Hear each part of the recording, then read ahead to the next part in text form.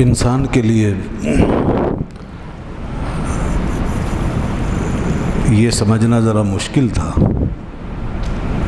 کہ جب وہ مر جائے گا اور مر کے اس کا جسم گل سڑ جائے گا اور پھر اس کے بعد وہ زمین میں اور خاک میں مل کر ریزہ ریزہ ہو جائے گا،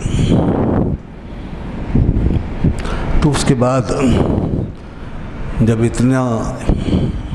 اتنی مرتبہ فنا ہونے کے بعد اور نام و نشان مٹ جانے کے بعد اور ریزوں میں اور ذرات میں گم ہو جانے کے بعد کیسے ممکن ہے کہ پھر دوبارہ سے وہ کھڑا ہو جائے گا اور پھر وہ ویسے ہی انسان بن جائے گا جیسے کہ پہلے تھا؟ پھر اس کا حساب کتاب ہوگا اور پھر ایک اور زندگی وہ گزارے گا۔ یہ وہ مسئلہ تھا جو انسان کی سمجھ میں نہیں آتا تھا، اور مکے کے لوگ اس مسئلے میں بار بار الجھتے تھے اور وہ کہتے تھے کیا ہم خاک ہو جانے کے بعد پھر اٹھائے جائیں گے؟ کیا ہم مٹی میں مل جانے کے بعد پھر الگ ہو سکیں گے؟ ہمارے تو ذرات اور ریزے بھی بکھر جائیں گے، تو کیسے ممکن ہوگا کہ ہم دوبارہ سے جمع کیے جائیں؟ اور کیا ہم سے پہلے جو ہمارے آباء و اجداد اس طرح ہو چکے اور ان کو صدیاں گزر گئیں اور ہزاروں سال گزر گئے، تو وہ بھی کیا اسی طرح زمین سے پھر کھڑے ہو جائیں گے اور ان کے ذرے بھی جمع ہو جائیں گے؟ اب کس کس کے ذرے کہاں کہاں پہنچ گئے زمین میں، ہواؤں نے اڑا کر انہیں کہاں کہاں پہنچا دیا، سیلابوں نے، پانیوں نے، بارشوں نے کہاں کہاں بکھر چکے، کون کہاں فنا ہوا، کون کہاں دفن ہوا۔ کوئی بھی دنیا میں ایسا علم نہیں ہے کہ جو بتا سکے کہ کون کہاں ہے۔ تو اس بات پر انسان کی عقل حیران ہوتی ہے، یہیں سے شک پیدا ہوتا ہے کہ یہ کیسے ہوگا۔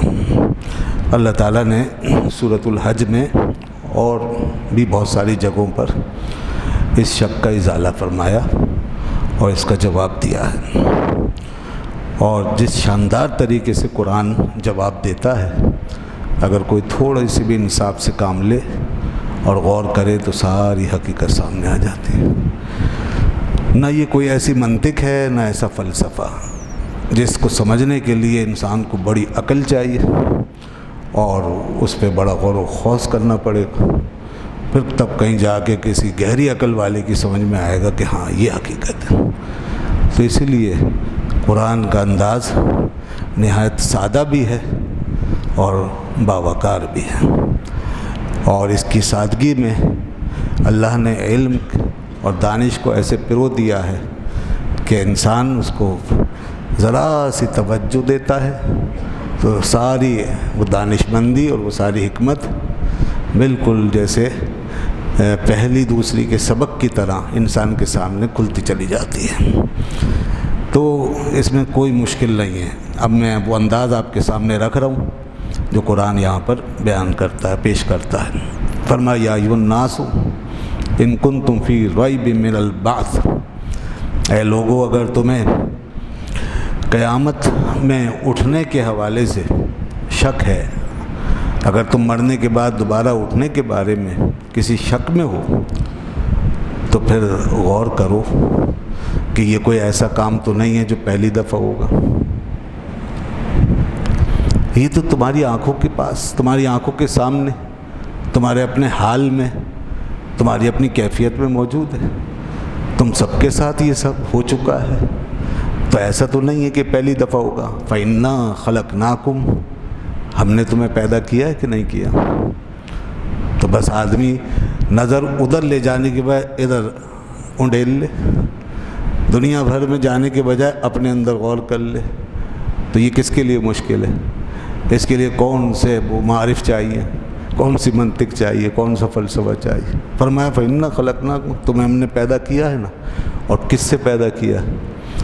کیا کوئی چلتے پھرتے جاندار تھے کہ جس سے تم بن کر آ گئے؟ کیا تھا تمہارے پیچھے؟ من تراب، یہی مٹی تو تھی، اسی مٹی سے پیدا کیا ہے اور اسی مٹی سے اٹھانے کی ہم تمہیں بات کر رہے ہیں۔ تو اب ایک چیز تو تم دیکھ رہے ہو، جان رہے ہو، سمجھ رہے ہو، مان رہے ہو، لیکن دوسری مرتبہ جب وہی چیز ہو رہی ہے تو تم اس کو نہیں مان رہے۔ تو فرمایا ہم نے تمہیں پیدا کیا ہے اسی مٹی سے، من تراب ثم من نطفہ، اس کے بعد دیکھو پھر تراب سے تم جس مرحلے میں داخل ہوئے تو نطفہ بنے۔ تو کیا یہ نطفہ کوئی جاندار چیز ہے؟ یہ ایک پانی ہے، پانی کا قطرہ ہے۔ ایک حالت سے دوسری حالت، مٹی بھی مردہ ہے، نطفہ بھی مردہ ہے۔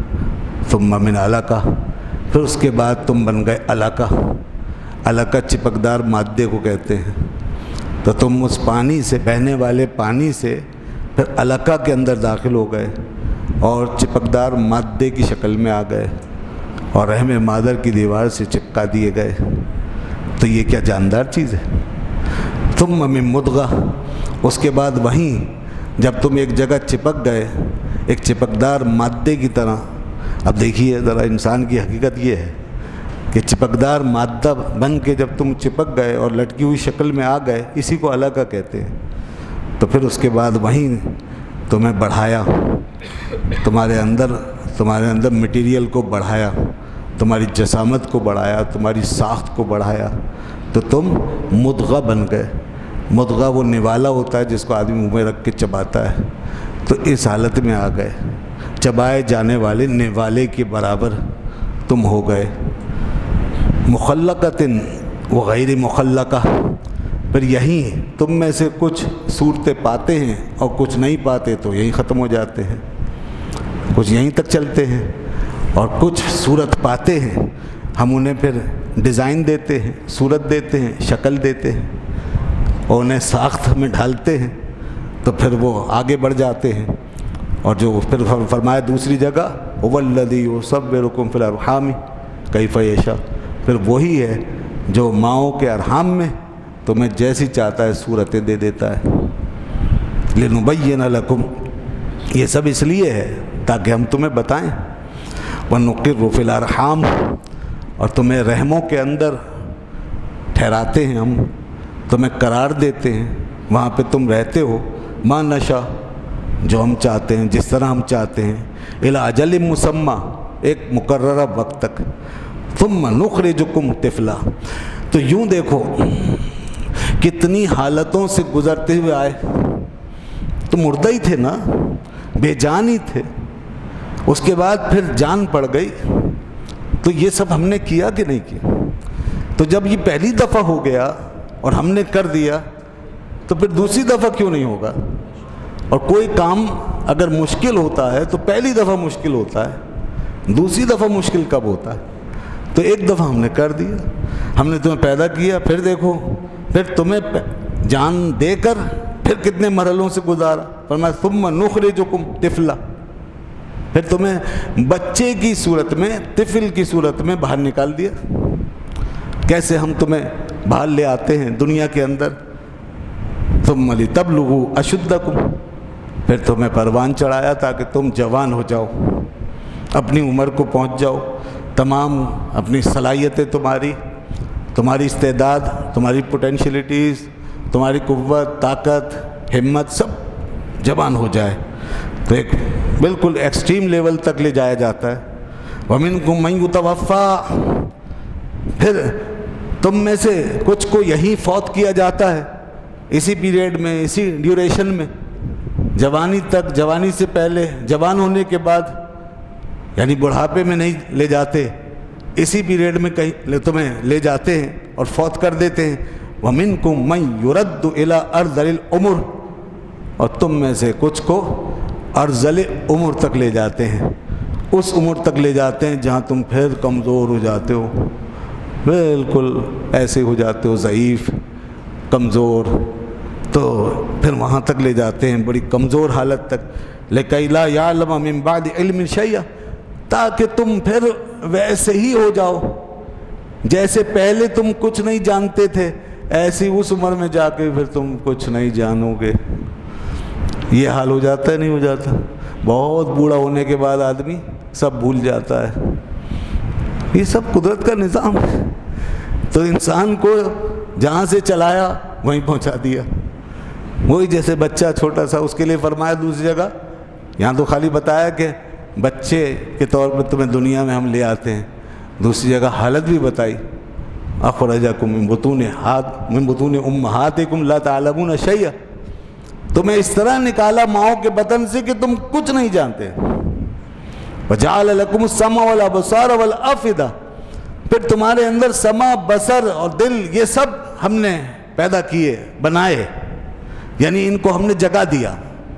جگہیں تو بن چکی تھی مگر سو رہی تھی، ان میں شعور نہیں تھا، آنکھ تھی مگر سمجھتی نہیں تھی، کان تھے مگر سمجھتے نہیں تھے، تو پھر ان میں سمجھ ڈال دی۔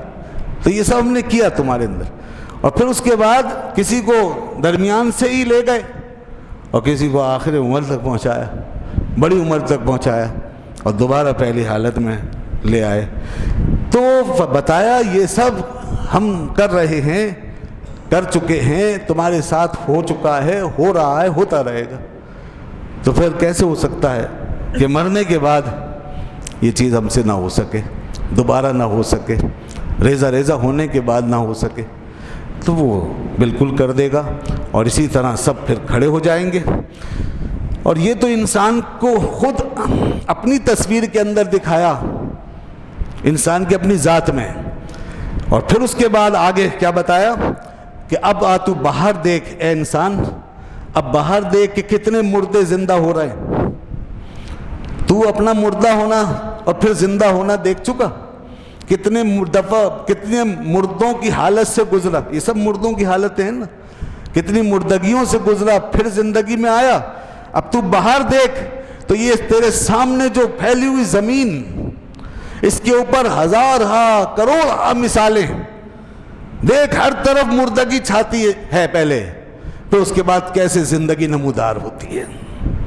اس زمین پر ہر وقت زندگی کے آثار پیدا ہو رہے ہیں، مردگی سے زندگی نکل رہی ہے۔ فرمایا وَتَرَى الْأَرْضَ حَامِدَةً، دیکھتے نہیں ہو زمین کیسی مردہ پڑی ہوتی ہے، کچھ نہیں ہوتا اس پہ، بنجر ہوتی ہے، خشک ہے، ریت ہی ریت ہے، اور پیلی پیلی ریت نظر آ رہی ہے ہر طرف، دیکھنے کو دل نہیں چاہ رہا ہے، قدم رکھنے کو دل نہیں چاہ رہا، آگے بڑھنے کو دل نہیں کر رہا۔ یہ حال ہے زمین کا جس وقت کے مردہ ہے۔ فَإِذَا أَنزَلْنَا عَلَيْهَا الْمَاءَ، پھر ہم اس کے اوپر پانی نازل کرتے ہیں۔ پھر پانی آتا ہے، جب ہم پانی نازل کرتے ہیں اہتزت، تو کیسے کھلکھلا جاتی ہے۔ پانی نازل ہونے کے بعد یہی مردہ زمین کیسی کھلکھلا رہی ہوتی ہے، کیسی ہری بھری ہو جاتی ہے، وربت، اور کیسے پروان چڑھتی ہیں کھیتیاں، کیسے نکلتے ہیں اس پہ پھول اور پودے اور بیل بوٹے، اور کس طرح میلوں تک دیکھتے ہو کہ وہ جو پہلے بنجر پڑی تھی اب کیسی شاد آباد ہو چکی۔ پہلے جس کو دیکھنے کو دل نہیں کرتا تھا، اب دور دور سے سفر کر کے لاکھوں روپے خرچ کر کے یہ نظارے دیکھنے جاتے ہو، یہ بہاریں دیکھنے جاتے ہو، ریگستانوں کو اور صحراؤں کو دیکھنے جاتے ہو۔ تو یہ ذرا یہ صحرائے تھر میں بھی کبھی جایا کریں بارش کے بعد۔ آپ کشمیر تو بہت جاتے ہیں، اور ادھر اپنا مری وغیرہ، یہ صحرائے تھر جو میں نے سنا ہے یہ بارش کے بعد دنیا کی خوبصورت ترین جگہ ہوتی ہے، یا جب یہ ہریالی ہوتی ہے بارشوں کے بعد جو منظر ہوتا ہے وہ دیکھنے والا ہوتا ہے۔ اس کو بھی دیکھا کریں، کبھی جائیے جون جولائی میں بارشیں جب ہوں تو اس کے بعد پھر دیکھیں۔ وہاں کے لوگ بڑا انجوائے کرتے ہیں اور کہتے ہیں یہاں کے اب دیکھیں، اکثر کہتے ہیں یہاں آیا کریں۔ تو ایک آدھ دفعہ جانا ہوا، مگر وہ بارش کے موسم میں اتفاق نہیں ہوا، لیکن آس پاس ہوا تو اس سے اندازہ ہوا واقعی بڑا خوبصورت منظر ہو جاتا ہوگا۔ تو بہرحال جہاں بھی یہ منظر موجود ہے، اللہ فرماتا میری نشانی ہے۔ وَرَبَتْ وَأَنبَتَتْ مِنْ كُلِّ زَوْجٍ بَهِيجٍ، اور پھر دیکھو کیسے وہ زمین اگاتی ہے، پھل پھول کیسے کیسے نکالتی ہے تمہارے لیے، اور کیسی بہاریں تمہارے سامنے آ جاتی ہیں۔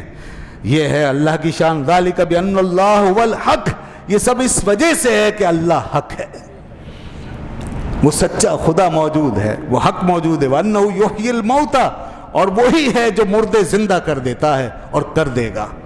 وَأَنَّهُ عَلَى كُلِّ شَيْءٍ قَدِيرٌ، اور بے شک وہ ہر چیز پہ قادر ہے۔ کرا دیے دو نظارے، ایک اپنے اندر دکھا دیا، ایک باہر کی دنیا میں دکھا دیا۔ بس اب آدمی اس اینک کو لگائے اور دیکھے، اسے ہر جگہ خدا کے جلوے، اس کی قدرت کے نظارے نظر آئیں گے۔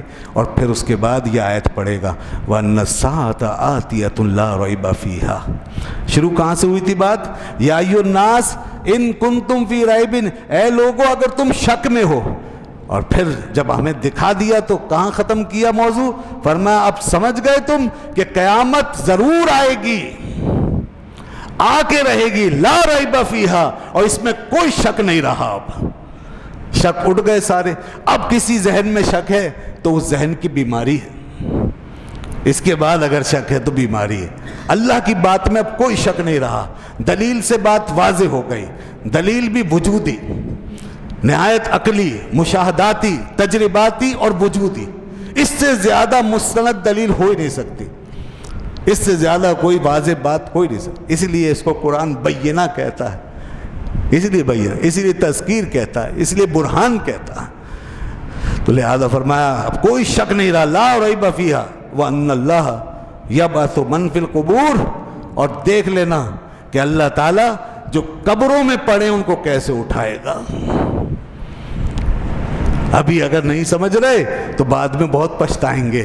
یہ جو زمین کی زندگی دیکھ رہے ہو اس سے اندازہ کر لو، اپنے وجود کو دیکھ رہے ہو اس سے اندازہ کر لو، یہ سب وہی منظر ہے۔ ہم قبر میں نہیں ہیں مگر قبر کی حالت میں ہیں، قبر میں مرنے کے بعد جاتے ہیں، یہ صحیح ہے، مگر ہم اس سے پہلے جن مرحلوں سے گزرے ہیں وہ قبر ہی جیسے مرحلے ہیں۔ قبر کا معاملہ بھی یہی ہے کہ کوئی چیز ناپید ہے، ذرہ ذرہ ہے، اور پھر وہ وجود میں آ گئی۔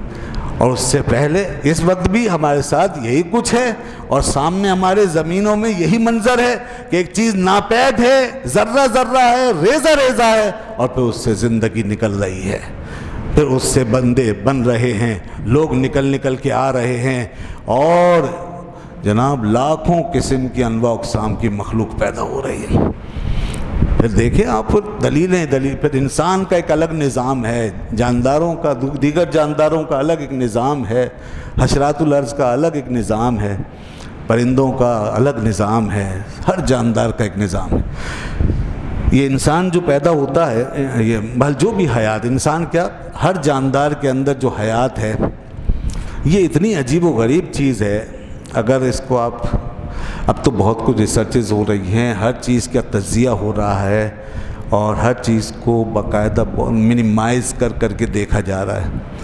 تو اب سائنس تو خلیوں میں پہنچ گئی نا، حیات کی تلاش میں، یہ کیا ہے، حیات کیا ہے، تو وہ سائنس تو یہ چاہتی ہے نا کہ میں اس کو خود اپنے کنٹرول میں لے لوں، لیکن اینڈ کیا ہوتا ہے، جیسے میں پہلے بھی گفتگو کر چکا ہوں، اینڈ یہ ہوتا ہے کہ ہکا بکا رہ جاتے ہیں، عاجز و درماندہ۔ تو وہ یہاں بھی یہی ہوا، حیات کی تلاش میں سائنس پہنچی اور خلیوں تک پہنچ گئی۔ سیلز، جتنے بھی جاندار ہیں وہ سیلز پر مشتمل ہیں، لاکھوں، کروڑوں، اربوں، کھربوں سیلز ہیں جو ہمارے جسم میں موجود ہیں، جس سے ہم مل کے بنے ہیں، اس کے اوپر ہم کھڑے ہوئے۔ سیلز جو ہیں یہ حیات کی اکائی ہیں۔ پھر سیلز کے اندر داخل ہو گئے، سیلز میں داخل ہو گئے، اس کے اندر جب گئے تو وہاں حیات کو تلاش کیا، تو وہاں حیات کا جو پہلا مادہ پایا وہ کیا تھا؟ پروٹوپلازم، نخر مایا، وہاں پہنچے۔ یہ وہ ایک چپکدار مادہ ہے، متحرک چپکدار، وہ سیل کے اندر کسی گوشے میں بیٹھا ہوا، رکھا ہوا، بس۔ اور پھر یہ کروڑوں، اربوں، کھربوں سیلز مل کر حیات بنا رہے ہیں، یہ ہے حیات کی حقیقت۔ اچھا، اب جب وہاں پہنچے پروٹوپلازم میں، تو اس کے اندر پھر جھانکنے کی کوشش کی، اور اس کا بھی پھر انالائز کیا، اس کو بھی انالائز کیا، اس کا تجزیہ کیا، تو پتہ چلا وہ کیا ہے، وہ یہی بے جان عناصر ہیں 12-15 جو اس کے اندر پڑے ہوئے ہیں، اور اس سے مل کر بن رہا ہے پروٹوپلازم۔ وہ عناصر کیا ہیں؟ وہ میگنیشیم ہے، وہ پوٹاشیم ہے، وہ سوڈیم ہے، وہ کاربن ہے، وہ آکسیجن ہے، وہ سلفر ہے، وہ فاسفورس ہے، وہ منرلز ہیں، وہ یہ ہے بس۔ اس طرح کی وہ سب نکال کے ایک ایک چیز کو الگ الگ کر کے دیکھا تو یہ ساری چیزیں کیا ہیں؟ وہی بے جان چیزیں الگ الگ، جن میں کوئی حیات نہیں ہوتی، کوئی رمق نہیں ہوتی۔ اس مادے میں پروٹوپلازم میں جب یہ جمع ہو گئی تو حیات بن گئی۔ اس پہ حیران ہے یہ کیسے ہو گیا۔ اب انہوں نے جب اتنا کچھ دیکھ لیا تو ان کو کچھ آسان لگا کہ یہ تو فارمولہ ہاتھ آ گیا، حیات بنانے کا، زندگی کو پیدا کرنے کا فارمولہ ہاتھ آ گیا، گویا مردہ سے زندہ کر دینے کا۔ یہی تو بات ہو رہی ہے، مردہ سے زندہ۔ تو اب انہوں نے کوشش کی اور 15-20 سال مسلسل اس پر ریسرچ ہوئی اور اب تک ہو رہی ہے کسی نہ کسی حوالے سے، کہ کسی طریقے سے یہ اجزاء ہم ملا کر ایک ترکیب میں لا کر کے حیات بنا لیں اور ہم اس پر قادر ہوں اور زندگی کو پیدا کر سکیں، کسی بھی مادے میں حیات ڈال سکیں، کسی بھی چیز کو، بے جان کو جاندار بنا سکیں۔ اب تک کامیابی نہیں ہوئی۔ لاکھوں مرتبہ ترکیبیں سیٹ کی گئیں، جوڑے گئے، لاکھوں مرتبہ ان اجزاء کو مختلف طریقوں سے مختلف مقداروں میں جوڑا گیا اور جمع کیا گیا اور کوشش کی گئی کہ حیات ظاہر ہو جائے۔ نہیں بن سکی حیات، بتا دیا دنیا کو، دنیا کے سامنے آ گیا، دنیا کے سامنے آ گیا کہ انسان نہیں کر سکتا، ہر چیز انسان کے ہاتھ میں نہیں آ سکتی۔ اللہ نے صاف صاف بتا دیا ہے بہت پہلے، یہ میرا ہی کام ہے، میں ہی عدم سے وجود میں لانے والا ہوں، میں ہی تمہیں زندگی دینے والا ہوں، میں جسے چاہتا ہوں زندہ کر دیتا ہوں اور جسے چاہتا ہوں موت دیتا ہوں۔ تمہارے بس کی بات نہیں کہ تم موت کو زندگی میں بدلو یا ساری زندگی کو موت سے بدل دو۔ تمہارے بس میں نہیں ہے کہ عدم سے وجود پیدا کرو، عدم کو وجود میں لاؤ، یا وجود میں جو آ چکا ہے اسے پھر عدم میں لے جاؤ۔ نہیں کر سکتے۔ بس جو کچھ ہم کر سکتے ہیں خدا کی دی ہوئی طاقت سے وہ یہ کہ ہم اسی کی پیدا کردہ چیزوں کو جوڑ توڑ کر کے کچھ اور چیزیں بنا سکتے ہیں، اور وہ بھی بڑی مشکل سے بناتے ہیں۔ جو ہم بے جان چیزیں بناتے ہیں اور قدرتی چیزوں کی جو نقالی کرتے ہیں، اس میں بھی ہمارے بنانے میں اور قدرت کے بنانے میں بڑا فرق ہوتا ہے۔ ہم بنائیں گے، مثال کے طور پر گاڑی بنائیں گے، کوئی مشینری بنائیں گے تو ایک ایک پارٹ بنائیں گے، الگ الگ بنائیں گے، پارٹ الگ الگ کر کے، یہی ہوتا ہے نا، سارے پارٹ الگ الگ بنا کے پھر جوڑتے ہیں۔ اور قدرت جو چیز بھی بناتی ہے مجموعی حیثیت سے بناتی ہے، وہ پارٹ اور پارٹیکل میں تقسیم نہیں کرتی، وہ جس کو بھی بناتی ہے ایسے نکالتی ہے، ایک دم سے پورا وجود آ جاتا ہے سامنے۔ ایسا نہیں کہ ماں کے پیٹ میں ہاتھ الگ بن رہے تھے، پیر الگ بن رہے تھے، سر الگ بن رہے تھے اور دانت الگ بن رہے تھے، آنکھیں الگ بن رہی تھی، نہیں، سب ایک ہی مادے میں ایک ساتھ تیار ہو رہے تھے، ایک ساتھ تیار ہو رہے تھے، اور پھر ایک دم سے پورا انسان بیک وقت تیار ہو کے آ جاتا ہے، وجود میں آ جاتا ہے۔ ایک پھول نکلتا ہے تو پورا پھول ایک ساتھ نکلتا ہے، کوئی الگ الگ نہیں ہوتی تیاری، پورا پھول۔ اور جب پھل نکلتا ہے تو پورا پھل ایک ساتھ نکل کر سامنے آتا ہے، پورا پھل، اس کے اندر رنگ بھی ہوتا ہے، اس میں ذائقہ بھی ہوتا ہے، اس میں شیپ بھی ہوتا ہے۔ جب صبح دیکھتے ہیں تو پورا مکمل تیار ہوتا ہے۔ یہ ہے قدرت کا کام۔ ہم کوئی بھی چیز بنائیں گے الگ الگ پارٹس میں بنائیں گے، اور پھر اس کے بعد ہم بے جان ہی بنائیں گے، اور پھر اس کے بعد قدرت جیسی چیز کبھی بھی نہیں بنا سکیں گے۔ پارٹ بھی کوئی ایسا نہیں بنا سکتے کہ جو قدرت کی طرح ہو، اللہ کی بنائی ہوئی چیز کی طرح ہو۔ ایک مکھی کا پر بھی اس کے جیسا نہیں بنا سکتے ہم، مکھی کا پر جیسے خدا نے بنا دیا اس جیسا ہم نہیں بنا سکتے۔ تو یہ ہے فرق۔ تو یہ چیزیں بتائی گئی ہیں، قرآن نے بتایا کہ دیکھو لوگوں ان باتوں پہ غور کیا کرو تاکہ تمہارا ایمان مضبوط ہو جائے، اور جب ایمان مضبوط ہو جائے